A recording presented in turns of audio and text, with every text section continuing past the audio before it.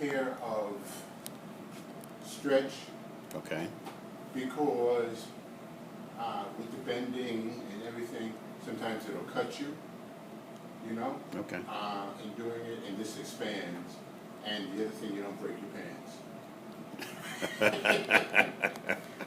Because doing that, so that's always a little shirt I always find, you know, good as a rule, because you're going to work out depending upon the time of year, a little.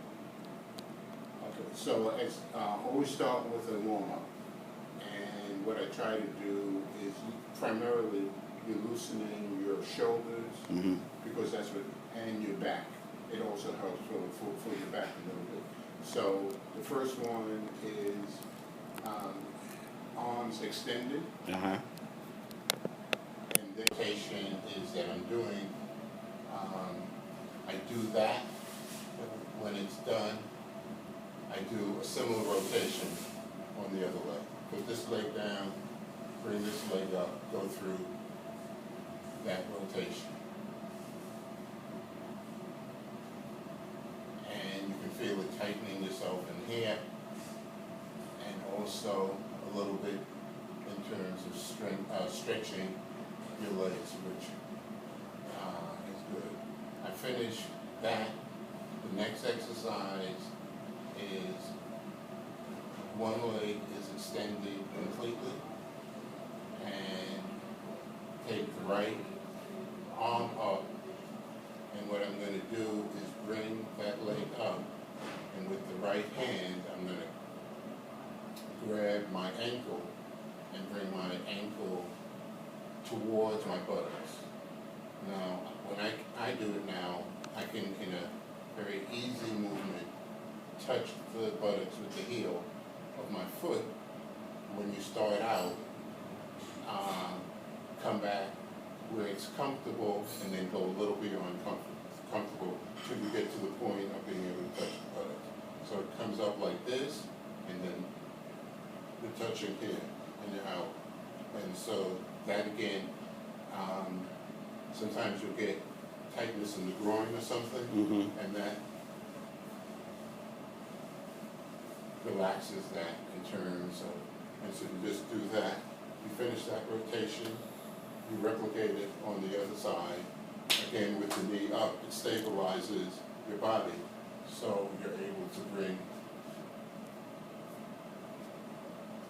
so I do that for maybe 30 times. So I switch some of the exercises, like the legs up, I do now 100 on each side. For that one that we just went through, I do 30. Because some have a real benefit in terms of the thigh. You usually don't get any significant tightness in the groin, but it just keeps you loose all the way around. When I finish that, then it's hands clasped behind the head, and then, no, but you don't need to do that. Instead, what I do is I roll, still with my back flat, a little raised because the head is up. I put the palm of the hands on both knees, and my head is up a bit, and then I begin a rocking motion. And what that does is end here with the stomach.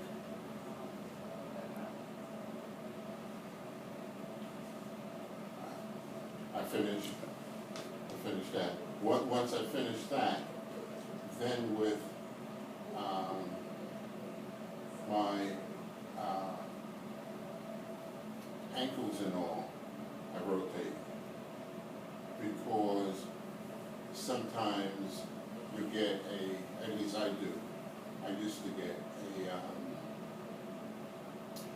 tightening around the ankles or whatever, in particular if you're walking and other things, that's good. So it just rotates your ankles and it increases circulation to your feet, which is good because, like anything, the body, if you're exercising, that was the whole thing we do with the hands, we were saying with the ball and everything else, the flexing something, it forces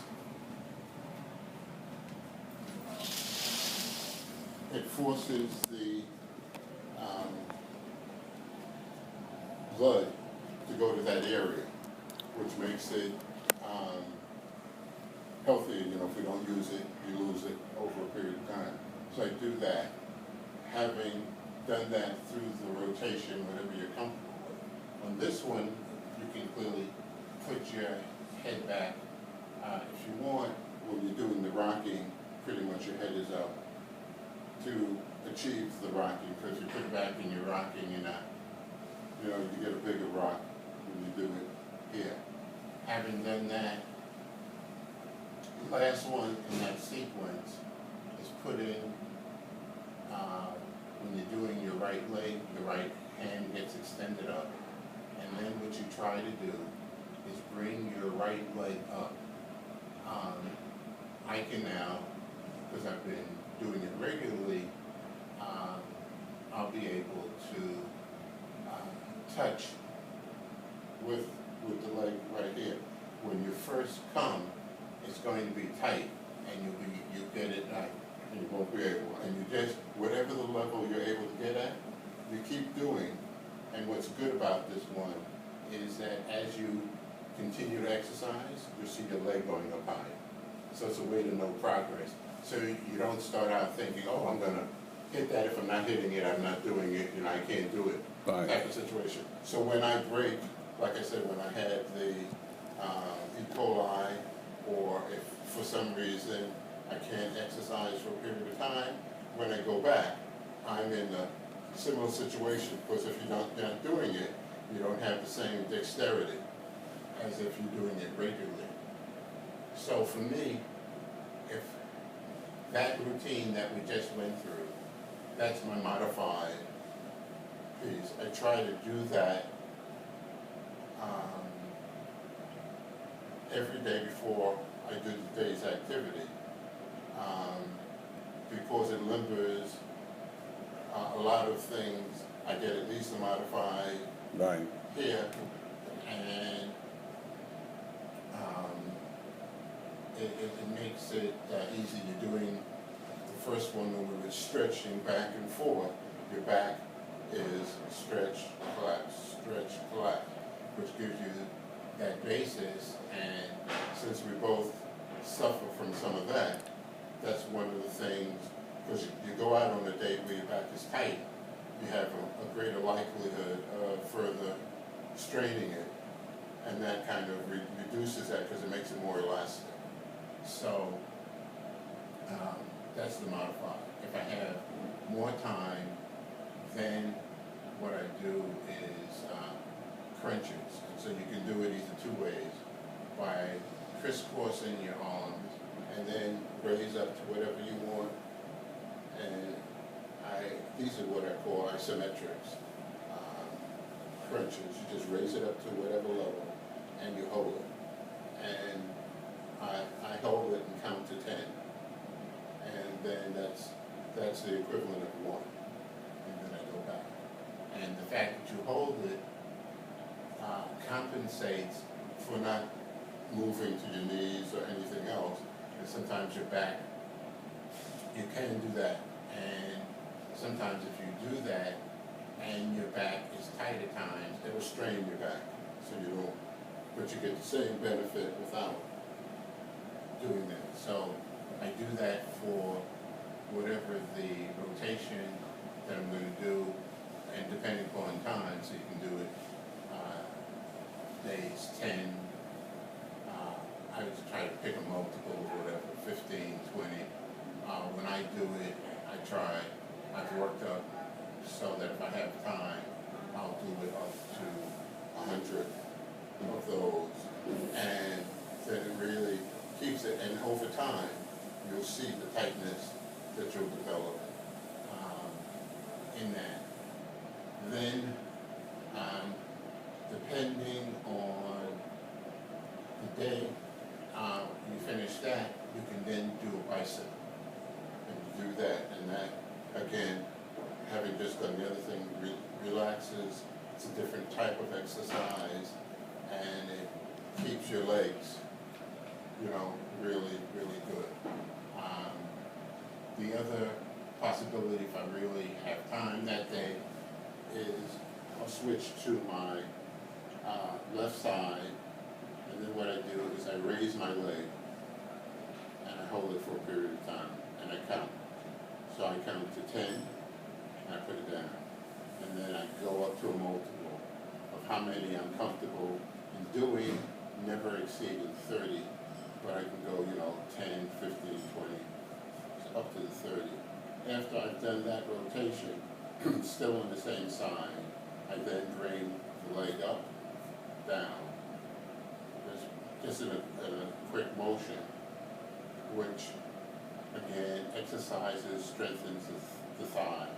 When you do it this way, don't pick it up high because you're straining here.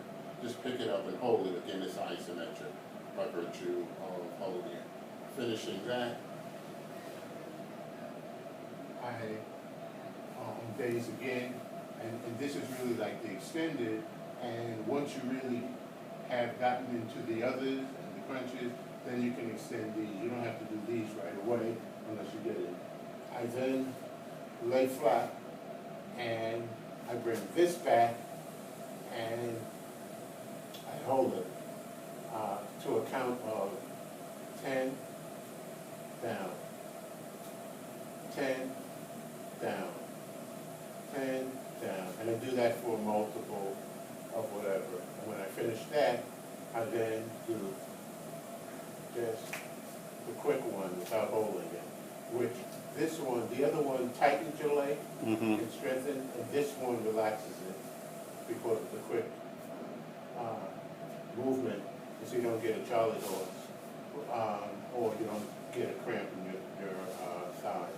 When I finish that, I change the head to the other side, and I do the same thing. Then I put, when I finish rotation, equal rotation on both sides, I put the legs up, so, and then again, I rotate the ankles, which keeps things loose. And then I turn, and I replicate what I did on the other side, up, hold it, down, up, to the count, down, and then the relaxing. So the tightening, the relaxing in terms of rotation. Finish that, you then have the option, if you want, whichever you find most useful, the crunches, or as we said before, and then it's a matter of holding it down, and that's the same, and it'll tighten here. Pretty much, I finished that. You can see when you finish that, if you're tired at all, you then stand out. Then there are two possibilities. If you want to begin working after on getting rid of the saddles, what I do is I put the right hand on my hip. I put the left hand behind my neck, and then with the elbow, what I try to do is I try to bring the corresponding thigh as close to the elbow as possible. And then eventually the knee will go up, and you'll do that. And at first when you try, again, the knee won't go up to, so it's not that. The question is, you're now beginning, and over time, you'll get closer and closer, and then you're hitting it. And what that does, it stretches it. When the fat gets out of the way. Right, and it gradually works that down, and again, you develop a multiple that you're comfortable at, and you can escalate. Right, and the last one that I do in that sequence is I bring the knee crunched, and I have it touching, and it's like the ostrich. I'm on one leg, and what it has really done is improve your balance. So you're able to stand for a long period of time on one leg. And what I do is, when I'm finishing up and I'm doing this, and then you do it for, you'll start out, you can do it for count of 10, then a count of 20, then a count of 30. I do it now because of the others, a count of 100. So, you know, I keep it for a max. But you work up to that and you gradually go to a level. So what you're doing is uniform across your body in terms of that. When you finish it, you do it on the other side. And then I don't sit down immediately after. And if you find yourself getting winded at all, then you stop at that level and then you gradually enjoy. All right. All right? Thank you, Professor Calnek.